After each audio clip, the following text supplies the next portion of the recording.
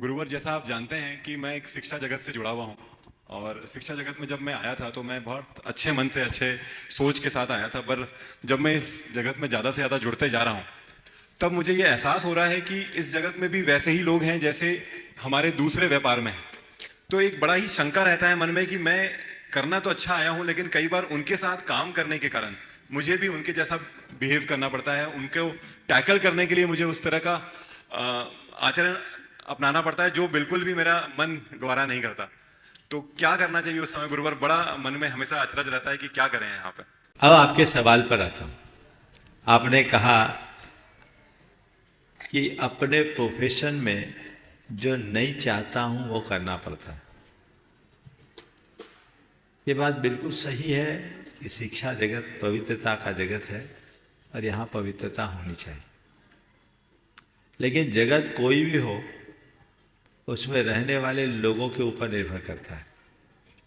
आज शिक्षा जगत में काम करने वाले लोग भी समाज से ही निकल कर आए।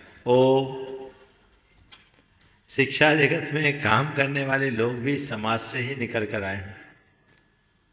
और समाज की जैसी मानसिकता होगी, समाज से निकल कर के आने वाले लोगों की भी मानसिकता वैसी ही हो जाती है। और फिर लोग वैसी ही मानसिकता से ग्रसित होने के कारण पटरी बेपटरी होते रहते हैं। तो मैं इसे स्वाभाविक प्रक्रिया की तरह देखता हूं कि जैसों के बीच से निकल कर आओगे, मानसिकता तो ऐसी होगी। लेकिन हमें क्या करना चाहिए? हम जिन्हें पढ़ा लिखा रहे हैं उनकी मानसिकता को परिवर्तित करने का प्रयत्न करना चाहिए, ताकि हम एक अच्छे समाज के निर्माण में अपनी भूमिका निभा सकें। और समाज की इस अव्यवस्था से अप्रभावित रहने के लिए अपने आप को और स्ट्रांग बनाना चाहिए, अपने सिस्टम को और ज़्यादा पारदर्शी बनाने की कोशिश करनी चाहिए, ताकि हम उस बहाव में बहने से अपने आप को बचा सकें। ताकि मैं मानता हूँ ये बड़ा चुनौतीपूर्ण कार्य है, पर असंभव नहीं है। अगर हम अपने पांव जमा लें तो इस तरह के कार्यों को करने में कोई कठिनाई नहीं हो। बहुत बहुत आशीर्वाद। चलिए गुरुवर, सुनते तो बहुत आए हैं कि शरीर जड़ है, फिर हम स्वानुभूति में कैसे प्रवेश करें और स्वचतुष्टय क्या है? देखिए, शरीर जड़ है, बिल्कुल सच है। स्वानुभूति में प्रवेश करने के पहले हमें स्वानुभूति की भावना भानी। स्वानुभूति की भावना, शुद्ध आत्मा की भावना, अपने सबकॉन्शियस में ये बात बिठाने का प्रयत्न कि मैं देह नहीं चेतन हूँ, मैं आत्मा हूँ, मैं शुद्ध आत्मा हूँ, शुद्धो हम सो हम। ये भावना अगर हम बार बार भाएं तो फिर हमें हर पल इस बात का एहसास होगा कि मैं आत्मा हूँ। जहाँ तक शुद्ध आत्मा की अनुभूति का सवाल है, तो शुद्ध आत्मा की अनुभूति तो तभी होगी जब हम सब विकल्पों को छोड़कर आत्मनिष्ठ बनेंगे। लेकिन जब तक हम प्रवृत्तियों में जीते हैं तब तक शुद्धात्मा अनुभूति की संभावना संभव नहीं है।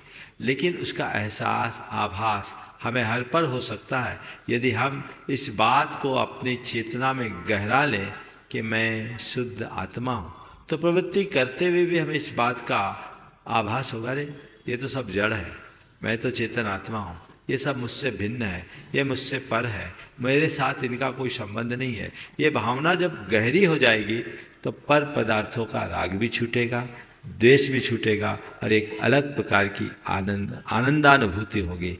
आसक्ति और अभिमान के छूटने पर ही आनंद की अनुभूति होती। स्वचतुष्टय क्या है महाराज? स्वचतुष्टय और पर चतुष्टय, हम जब किसी भी वस्तु या तत्व पर विचार करते हैं तो उसका जो स्वगत होता है, द्रव्य क्षेत्र काल भाव, उसको बोलते हैं स्वचतुष्टय।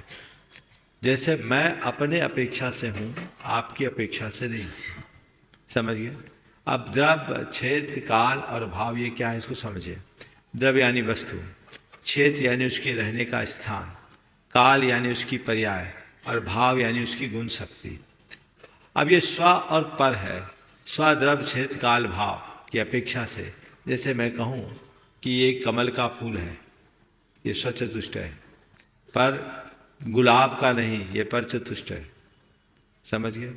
अभी शरद ऋतु का है, ग्रीष्म ऋतु का नहीं, काल हो गया। क्षेत्र आपके इंदौर का है, मुंबई का नहीं। भाव खिला है और अविकसित नहीं। तो स्व की अपेक्षा से है और पर की अपेक्षा से नहीं, ऐसा स्वचतुष्टय पर चतुष्टय लगाया जाता है। बाकी अलग से बताएंगे। चलिए।